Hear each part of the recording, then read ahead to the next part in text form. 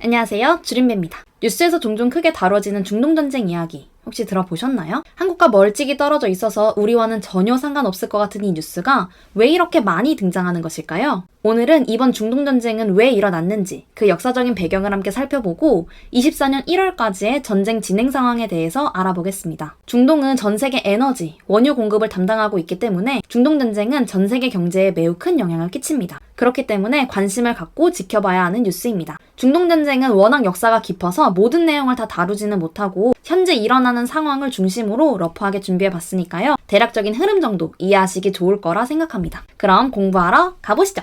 과거로 거슬러 올라가 보면 이번 중동 분쟁의 시발점에는 영국이 있습니다. 영국 때문에 이란은 약 40년 넘게 미국에게 경제 제재를 받고 있고, 이란은 미국의 경제 제재를 풀기 위해 중동 분쟁을 전략적으로 이용하고 있는데요. 그럼 우선 과거 세계를 제패했던 영국이 이란과 맺었던 불공정 석유 거래를 알아봅시다. 야, 이란아, 너 땅에 석유는 많은데 추출 능력이 없잖아. 내가 대신 추출해서 팔아줄게. 그리고 내가 너한테 순수익의 16%는 줄게. 너 그냥 썩힐 거 내가 대신 팔아주니까 너한테도 개이득이다? 난 추출 능력이 없긴 하지. 그래, 대신 팔아줘. 그런데 옆나라 사우디아라비아는 미국과 석유 거래를 시작했는데 5대5로 계약을 한 게 아니겠어요? 뭐야? 야, 미국이랑 사우디는 5대5로 계약했대. 우리도 지분 올려줘. 뭐를 계약할 땐 언제고 16%만 받고 까자. 이란은 영국에 지분을 올려줄 것을 요구했지만 영국은 이를 무참히 씹고 무력으로 강행했죠. 그리고 세계 제2차 대전 이후 1950년 즈음 이란의 국회 총리가 이란 석유의 국유화를 진행하였습니다. 제국주의자들 싹 다 나가, 우리가 직접 채굴하고 판매한다 라며 영국을 이란에서 쫓아버린 것이죠. 화가 난 영국은 미국을 꼬드겨서 1955년 이란의 총리를 몰아내는 쿠데타를 일으킵니다. 미국과 영국이 합세해서 이란의 총리를 자르고 왕에게 실권을 다 줘버리며 이란의 왕정 정치가 시작됩니다. 그때의 왕은 팔레비 왕조로 완벽한 친미 정권이었습니다. 그렇게 쿠데타 이후 석유 부국 이란에 각 나라들이 너도 나도 물밀듯이 들어가게 됩니다. 그리고 1979년 이란에서 이슬람 혁명이 일어나게 됩니다. 친미 정권인 팔레비를 몰아내고 이슬람 국가를 세우자! 제국주의자들을 처단하고 자신들만의 국가를 세우자는 것이었죠. 거센 반발에 팔레비 왕조는 미국으로 도망가게 됩니다. 이란은 팔레비를 부패 혐의로 직접 처단해야 한다며 미국의 팔레비 압송을 요구했지만 미국은 이를 들어주지 않았죠. 미국이 이란의 요구를 들어주지 않자 이란 대학생들은 미국 대사관을 점거하였고 미국 대사관 직원 약 70명을 감금하였습니다. 그리고 이들을 구출하겠다며 이란에 몰래 침입하던 미국 군대가 이란에 발각되며 박살이 났고 미국은 이란에서 철수하게 됩니다.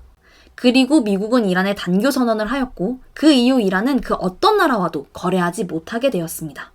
그렇게 이란은 미국에 찍혀 약 40년 넘게 강력한 경제 제재를 받고 있습니다.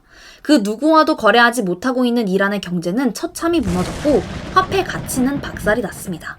사우디아라비아만큼의 석유를 보유했음에도 아무에게도 팔 수가 없는 거죠. 이란은 미국이 걸어놓은 경제 제재를 풀기 위해 세계 경제와 정치를 흔들어 놓을 만한 작전에 나서게 됩니다. 중동은 이슬람 종교의 힘이 강력하죠? 강력한 이슬람파인 중동 국가 사이에 유대교를 믿는 이스라엘이 끼어들었습니다. 이슬람과 유대교는 종교적으로도 굉장히 트러블이 많은데요. 이슬람을 믿는 중동 국가들 눈에 이스라엘은 무조건 없애야 할 이교도였죠. 또한 미국 정치계에 유대인이 많고 많은 정치 후원금을 유대인들이 담당하고 있습니다. 금융 월가의 거물들은 대부분 유대인이기 때문에 미국은 강력한 이스라엘 편입니다. 이란은 미국의 경제 제재를 풀면서 동시에 이교도를 처단하기 위한 이 마음에 안 드는 미국과 이스라엘을 쌍으로 보내버릴 만한 작전을 세우게 됩니다. 이란은 일단 자신을 지지해줄 쫄병 모으기에 돌입합니다. 지도를 보면 이란은 이스라엘로부터 거리가 꽤 멀리 떨어져 있죠. 이란과 이스라엘 사이에는 레바논, 시리아, 이라크가 자리 잡고 있습니다. 이란은 이스라엘을 직접 침공하기는 힘들기 때문에 이스라엘을 바로 칠 수 있는 옆 나라들을 꼬드기게 됩니다.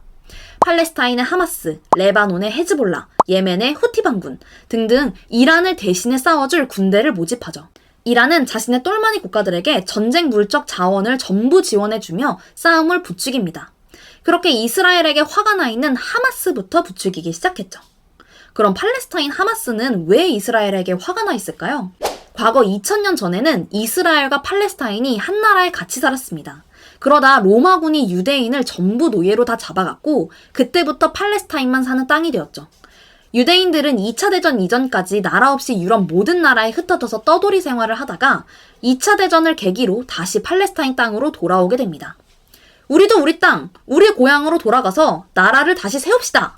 돈이 많던 유대인은 팔레스타인이 가지고 있는 땅을 야금야금 돈으로 사 모았고 국가적 지위를 얻어내기 위해 유엔과 영국에 로비하기 시작했죠. 결국 유대인은 팔레스타인을 작은 땅, 가자지구로 몰아내고 그 자리에 이스라엘 국가를 세우게 됩니다. 팔레스타인은 유엔과 영국으로부터 국가 지위를 얻어내 자신들을 몰아낸 이스라엘에 격분했고 그때부터 충돌이 잦았습니다. 이스라엘은 더 강력하게 이스라엘 내부에 살고 있는 팔레스타인 사람들을 가자지구로 몰아내고 나라를 강건하게 유지하려고 하고 있습니다. 그렇게 벼르고 벼르던 하마스는 이란을 뒤에 업고 23년 10월 7일 이스라엘에 선제 공격을 하게 됩니다. 그 결과 이스라엘 사람 약 1200명이 죽었고 팔레스타인 사람 약 3만 명이 죽었습니다. 하마스가 점점 밀리기 시작하자 하마스를 도와주기 위해 이란은 예멘의 후티 반군에게 수에즈 운하를 봉쇄하라고 꼬드기게 됩니다. 여기서 수에즈 운하란 전 세계 화물 운송량의 약 3분의 1을 차지하는 굉장히 중요한 운하인데요. 만약 후티 반군이 예멘 앞바다를 막아 수에즈 운하를 통과하려는 상선들을 막게 된다면 전 세계의 물동량이 난리가 나게 됩니다. 그렇게 되면 미국과 이스라엘을 향한 전 세계적인 비난을 이끌어낼 수 있습니다. 예멘 후티 반군은 예멘 앞바다를 지나가는 상선들을 위협하였고 상선들은 어쩔 수 없이 저 멀리 떨어진 우회 항로로 돌아가게 됩니다. 이에 따라 운임료와 운송기간이 몇 배는 뛰게 되고 기름값과 물가까지 치솟게 됩니다. 전 세계에 치명적인 타격을 입히게 되는 거죠. 여기서 한 발 더 나아가 이란은 이란 앞바다 호르무즈 해협을 봉쇄하겠다고 나섰습니다.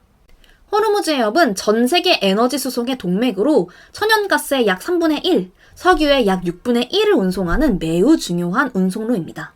이를 틀어막으면 한국을 비롯한 아시아 나라의 에너지 수급이 중단될 수 있습니다. 호르무즈 해협이 막히면 오일 쇼크로 전 세계 경제가 흔들리게 되며 물가가 오르는 인플레이션이 발생할 수 있습니다. 인플레이션을 잡으려 노력하던 미국의 입장에선 굉장히 치명적인 사건이 발생하게 된 것인데요. 이란은 이를 이용해 미국에 협박하며 이스라엘을 항복시키고 이란의 경제 제재를 풀어줄 것을 압박했죠. 미국의 고민은 짙어졌습니다. 전쟁을 크게 벌이자니 따라오는 많은 위험 요소가 존재했죠. 오일 쇼크, 다가올 24년 11월 대통령 선거, 세계 경제 박살 등 아주 치명적인 문제가 따라오게 되므로 함부로 전쟁을 일으킬 수 없었던 것입니다. 그렇다고 이란의 경제 제재를 풀어주게 되면 이란의 핵 보유를 인정해주는 꼴이 되고 중동에 질질 끌려다닐 우려가 있습니다.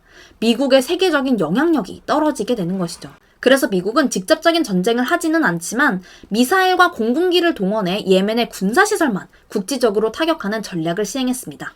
오늘 준비한 내용은 여기까지이고요. 다음 편에는 전쟁을 바라보는 미국, 이스라엘, 이란의 입장을 정리해보고 전쟁이 한국 경제에 끼치는 영향까지 공부해보겠습니다. 재미있으셨다면 좋아요, 구독 부탁드립니다. 빠이!